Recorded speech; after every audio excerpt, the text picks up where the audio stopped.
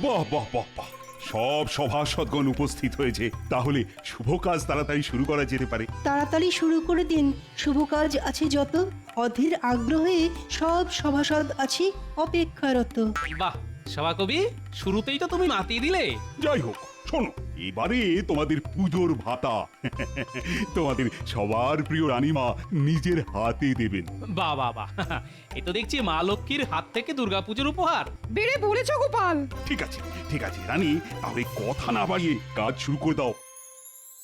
শোনো, এবারে আমি ঠিক করেছি তোমাদের সকলকে পুজোর উপহার তোমরা যে যেরকম কাজ করো তাকে সেই হিসেবে দেব। সবার প্রথমেই ডেকে নিচ্ছি আমাদের রাজ পণ্ডিত মশাইকে।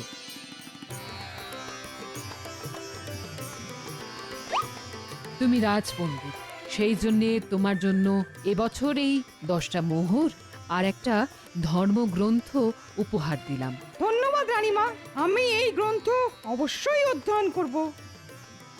এরপরে আসবে রাজ জ্যোতিষী।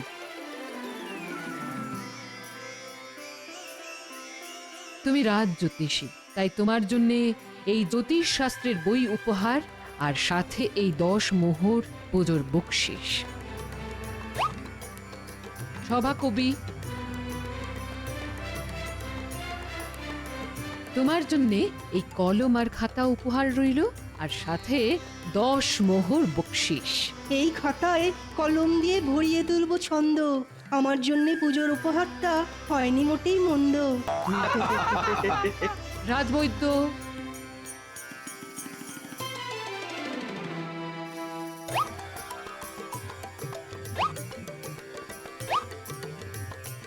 এরপর আসবে গোপাল।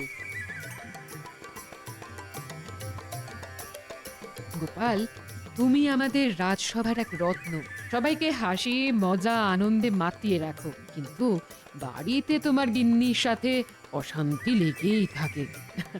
তাই তোমার জন্য এই 10 মোহর পুজোর বকশিস আর তোমার গিন্নির জন্য এই শাড়ি উপহার রইল। তাহলে তোমার বাড়ির পরিবেশও হাসি খুশি থাকবে।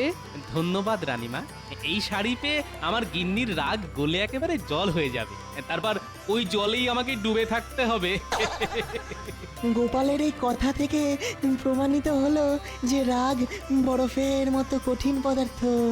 রাগ কমে গেলে সেটা জলের মতো তরল পদার্থে রূপান্তরিত হয়। এরপর আসবে মন্ত্রী। মন্ত্রী, তুমি তো আমাদের রাজ্যের মহারাজের পরে সবচেয়ে সম্মানীয় পদে রয়েছ। তোমার কর্তব্য রাজ্য পরিচালনার জন্য মহারাজকে সঠিক মন্ত্রণা দেওয়া, কিন্তু মহারাজ সেই দিক থেকে কোনো দিনই তোমার কাছ থেকে উপকৃত হননি। তাই তোমার জন্য অতিরিক্ত কোনো উপহার নেই, শুধু রয়েছে এই 10 মোহর উপহার। ধন্যবাদ, আমি এতেই খুশি রানীমা। সবাই পেল, একটা গোপাল পেল, আমি পেলাম না।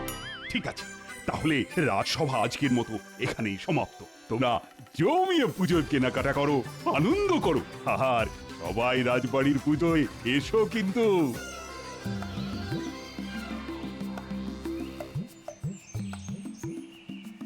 কি দিদি, তোমার পুজোয় শাড়ি কেনা হলো?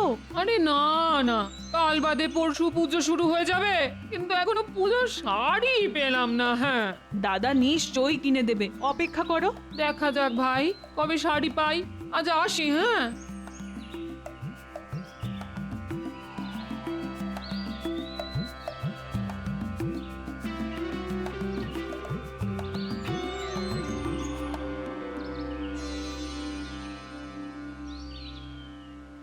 সুস্বাগতম সুস্বাগতম, চলমান দেবী এসে পড়েছেন।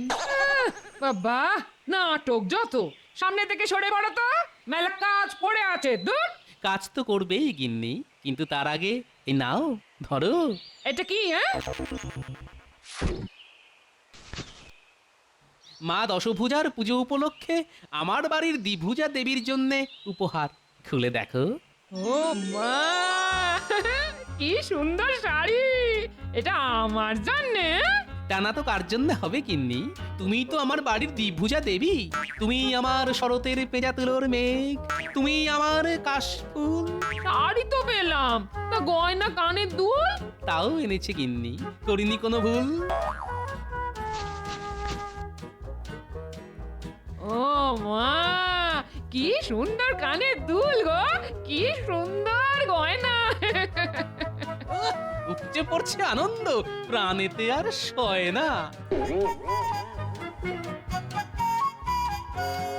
যাক বাবা, রানীমা শাড়িটা দিল বলে শুধু গয়নার উপর দিয়ে পুজোর খরচ মিটে গেল।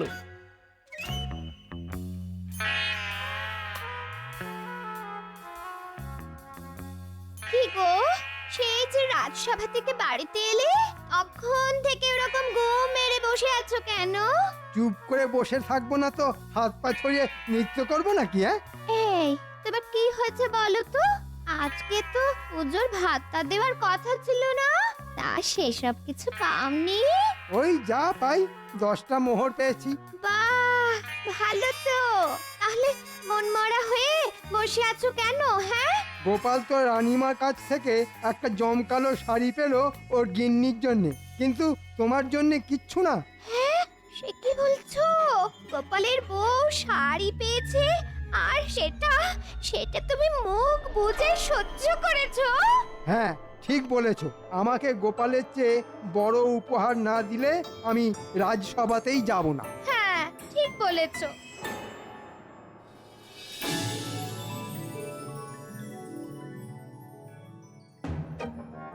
এ কি, রাজসভায় সবাই আছে, তবুও যেন কেউ নেই মনে হচ্ছে। আগে আজ মন্ত্রী মশাই আসেননি এখন। যা বাবা, মন্ত্রীর আবার কি হলো? বোধহয় পুজোর বকশিস পেয়েই কেনাকাটা করতে বেরিয়েছেন। মন্ত্রী মশাইয়ের পুজোর আগে আবার হঠাৎ করে অসুখ বিসুখ হয়নি তো? তাহলে তো হয়েই গেল, আজকে তাহলে মন্ত্রী মশাইয়ের ছুটি। না না না না, রাজবাড়ির পুজো নিয়ে অনেক কিছু আলোচনা করার আছে, কোনো ছুটি নেই আজ। ও প্রহরী, আজ্ঞা করুন মহারাজ। যাও এক্ষুনি মন্ত্রীকে বাড়ি থেকে ডেকে নিয়ে এসো, অনেক গুরুত্বপূর্ণ আলোচনা করার আছে এই সময় পুজোর আগে। না না না না, একদম কামাই করা যাবে না। যথা আজ্ঞা মহারাজ, আমি এক্ষুনি মন্ত্রী মশাই বাড়িতে যাচ্ছি। হ্যাঁ হ্যাঁ, তাই যাও তাই যাও।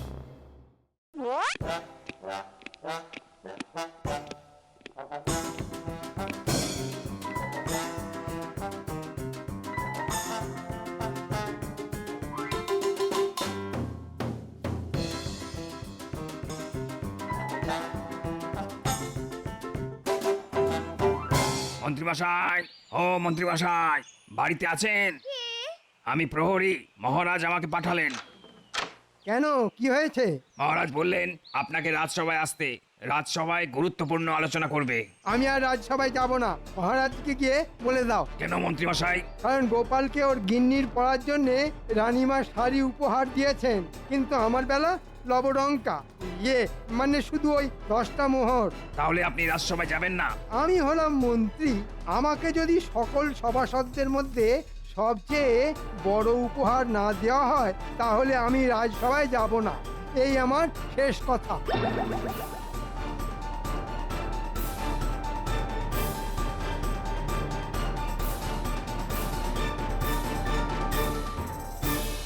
ওই তো প্রহরী এসে গেছে।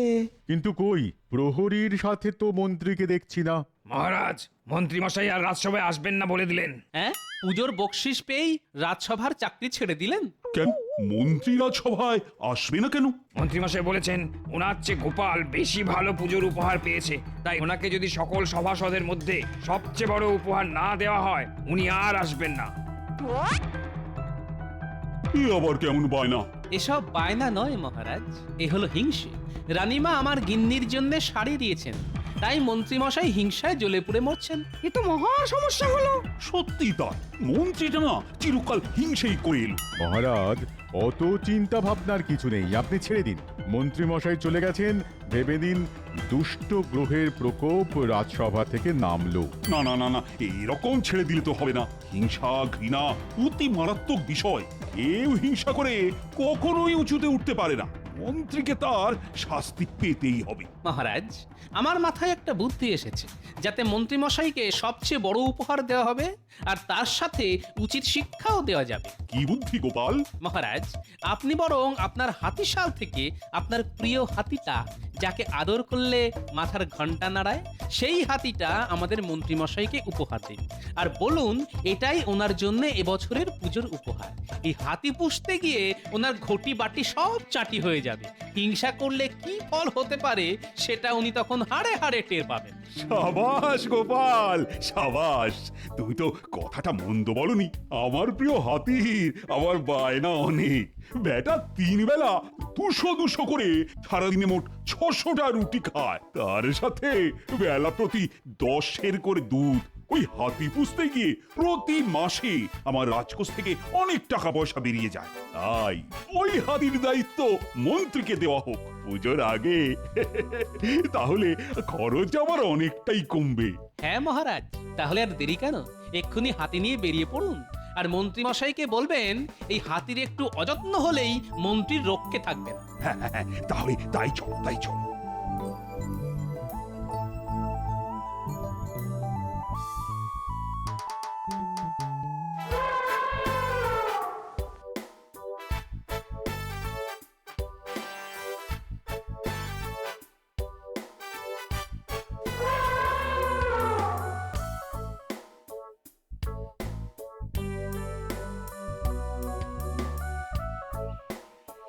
মন্ত্রী, ও মন্ত্রী, ও মন্ত্রী মশাই, ও মন্ত্রী মশাই, ও মন্ত্রী মশাই, দরজা খুলুন। আপনার জন্য মহারাজ উপহার এনেছেন। দরজাটা খুলুন। কি সৌভাগ্য! মহারাজ, আপনি আমাদের বাড়িতে এসেছেন। একেবারে মন্ত্রীর জন্য পুজোর উপহার সাথে করে নিয়ে এসেছি। কি উপহার এনেছেন মহারাজ? হ্যাঁ, আপনার প্রিয় হাতি আমাকে দান করছেন? হ্যাঁ মন্ত্রী, আমি অনেক বিচার বিবেচনা করে দেখলাম তোমাকে সব থেকে বড় উপহার দেওয়াই উচিত, আর তাই এই হাতিটাই সেরার সেরা উপহার হবে। ওগো, হাতির খোরাক তো অনেক, তুমি পারবে তো সামলাতে? সেসব তুমি বাদ দাও, আমি বুঝে নেব। ধন্যবাদ মহারাজ, আপনার এত উদার হৃদয় আমার জানা ছিল না। ঠিক আছে, ঠিক আছে, আর তো সামুদ করতে হবে না। দেখো মন্ত্রী, হাতি তোমাকে যখন উপহার দিলাম, তাহলে এই হাতির ভরণ পোষণের সমস্ত দায়িত্ব কিন্তু তোমার। হ্যাঁ মহারাজ, সেটাই তো স্বাভাবিক। আমি যখন এই হাতির প্রভু, তখন আমি সব দায়িত্ব নেব। মাহুত, এই হাতি কি কি খায় সেটা তুমি মন্ত্রীকে জানিয়ে দাও। এ হাতি না মহারাজের প্রিয় হাতি। এ উল্টো পাল্টা খড় ভুসি কিচ্ছু খায় না। এই হাতি 3 বেলা দুধ দিয়ে রুটি খায়, তা আবার ভালো করে আখের গুড় দিয়ে মেখে দিতে হয়। মোট 600টা রুটি খায় সারাদিন। সকালে 200, দুপুরে 200 আর রাত্রে 200। প্রতিবার 10 করে দুধ চাই হাতির, নইলে কিন্তু রেগে যায়। এছাড়াও সারা দিনে 3 কাঁদি বর্তমান কলা তো দিতেই হবে। হ্যাঁ নয়, হ্যাঁ, হাতির যত্নে যদি কোনো ত্রুটি হয়, তাহলে আমি মা দুর্গার প্রতিমা বিসর্জনের সাথে সাথে তোমাকেও বিসর্জন দিয়ে দেব। মন্ত্রী মশাই, শুরু করে দিন। দুপুর হয়ে গেল, হাতির খাবার বানানো শুরু করে দিন। বিকেলে রাজবাড়ির মাঠে এসো মন্ত্রী, আজকে দুর্গা মায়ের প্রতিমা সাজানো হবে। কি হলো গিন্নি, হাঁ করে দাঁড়িয়ে দেখছো কি? হাতির খাবার বানানো শুরু করো। ধুর ধুর, তুমি জেনে বুঝে নিজের বিপদ নিজে ডেকে আনলে। দেখো, মহারাজ যখন ভালোবেসে উপহার দিয়েছেন, তখন সেটাকে যত্ন করার দায়িত্ব আমার। আমি দুধ, গুড় আর আটা নিয়ে আসছি, তুমি উনুন ধরাও। আচ্ছা আচ্ছা, ঠিক আছে।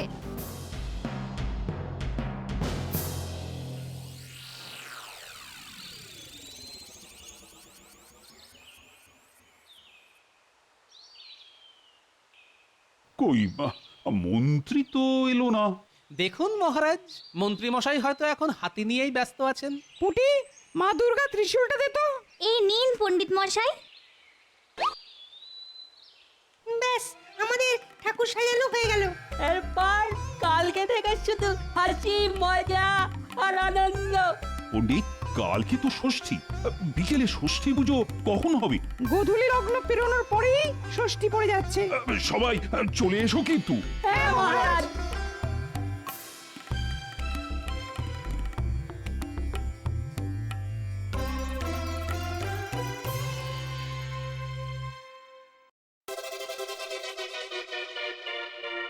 ও আহ ও রুটি বেলতে বেলতে আমার হাতের কবজি খিল সব খুলে গেল।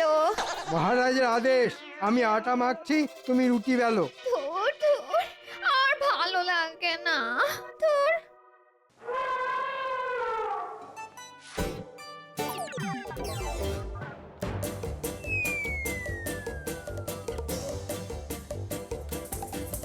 আরে বাবা, দিচ্ছি দিচ্ছি।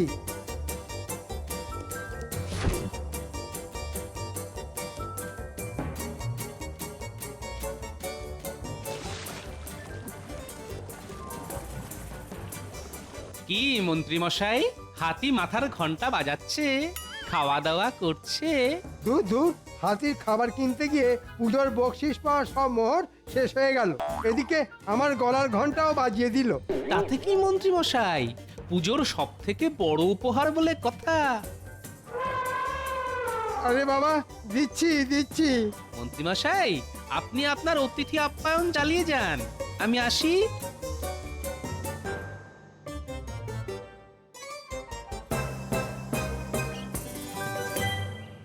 এবার নবপত্রিকা সাজানো হবে। কি ন্যাপলা গুলটে পুটি সবকিছু জোগাড় করে এনেছিস তো? হ্যাঁ পণ্ডিত মশাই, আপনি যা যা বলেছেন সব এনেছি। কলা গাছ, ধানের শীষ, বেল গাছের ডাল, হলুদ গাছের ডাল, মানকচু, জয়ন্তী, অশোক, ডালিম, আপনি যা যা বলেছেন সব সব এনেছি। বাহ, আমি নবপত্রিকা সাজিয়ে ফেলছি। কালকে সকালে কলা বউ স্নান হবে, সবাই চলে আসবি কিন্তু। নিশ্চয়ই পণ্ডিত মশাই। কি পুজোর জোগাড় কেমন চলছে? সবই ভালো চলছে, তোমার নাতি নাতনিরা খুব কাজ করছে। বাহ, এই তো চাই। আচ্ছা, সবাই তো আছে দেখছি, কিন্তু মন্ত্রী মশাইকে তো দেখতে পাচ্ছি না। মন্ত্রী মশাই এখন হাতির সেবা যত্ন করতেই ব্যস্ত আছেন, সব থেকে বড় উপহার বলে কথা।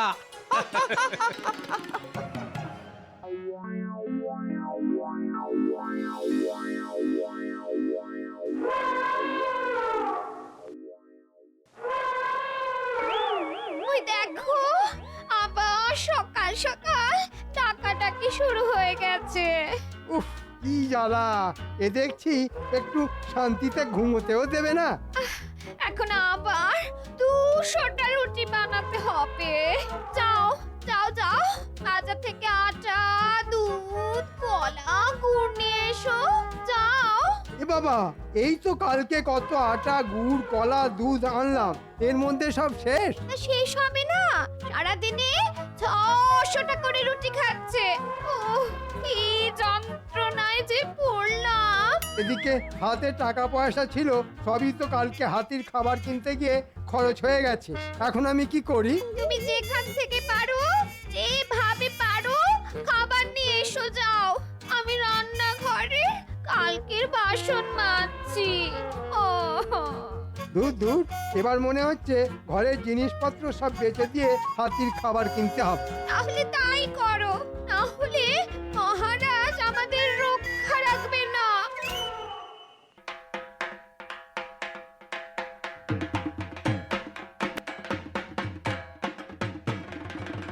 গোপাল, রাজবাড়ির পুজোয় কালকে থেকে সবাইকে দেখছি, কিন্তু মন্ত্রীকে এবারের পুজোয় দেখতেই পাচ্ছি না কেন? মন্ত্রী মশাই দুর্গাপুজোয় কিভাবে আসবে বলুন? তিনি তো এখন আপনার প্রিয় হাতির সেবা যত্নেই ব্যস্ত আছেন।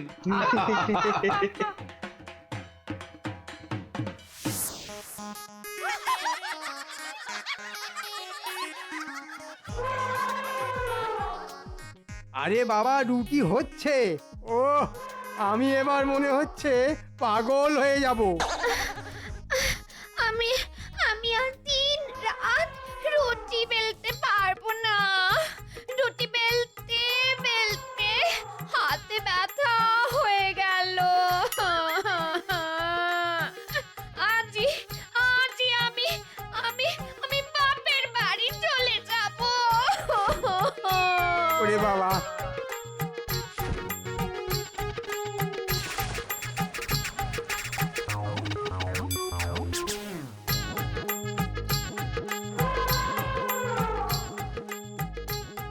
এখনো চেঁচাচ্ছিস কেন?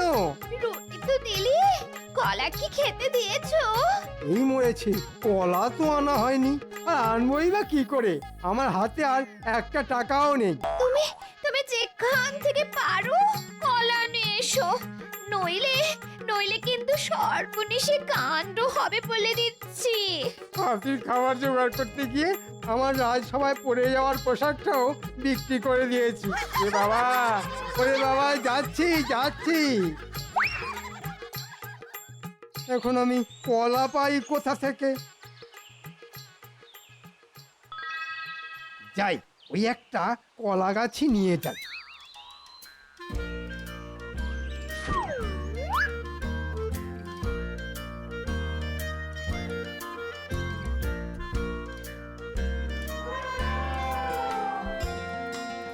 নে বাবা হাতি, নে নে, কলা পাইনি, কলা গাছই খা। ওরে বাবা, মরে গেলাম রে। ওরে বাবা রে, বাঁচাও বাঁচাও, বাঁচাও বাঁচাও। মহারাজ মহারাজ, রক্ষা করুন রক্ষা করুন, মহারাজ রক্ষা করুন। এ কি মন্ত্রী মশাই, আপনার এরকম অবস্থা হলো কি করে? হাতির খাবার জোগাড় করতে করতে আমার সব শেষ হয়ে গেছে। নিজের পরিধানের বস্ত্র বিক্রি করে দিয়েছি। কেন মন্ত্রী, তুমি সব থেকে বড় উপহার নেবে না? না না মহারাজ, চাই না আমার এই উপহার। একে পুষতে গেলে আমি রাস্তার ভিখারি হয়ে যাব। এই জন্যই মন্ত্রী মশাই, কারো ওপর হিংসা করতে নেই। আমরা যে যতটুকু পাই ঠিক ততটুকু নিয়েই সন্তুষ্ট থাকা উচিত। রে থাম থাম, তোকে আজই হাতিশালে আবার পাঠিয়ে দেব। আর মন্ত্রী, তুমি যদি ফের গোপাল বা অন্য কারোর ওপর হিংসে করো, তাহলে কিন্তু তোমায় এই রাজ্য ছাড়া করব আমি। ভুল হয়ে গেছে মহারাজ, আপনি আমায় ক্ষমা করুন। ক্ষমা করার আমি কি? মা দুর্গার কাছে ক্ষমা চাও। হে মা দুর্গা, আপনি আমায় ক্ষমা করুন। এরকম ভুল আর কোনোদিন করব না, কারো ওপর হিংসে করব না। পুষ্পাঞ্জলির সময় হয়ে গেছে, সবাই হাতে ফুল বেলপাতা নিন। মন্ত্রী মশাই, আপনিও নিন।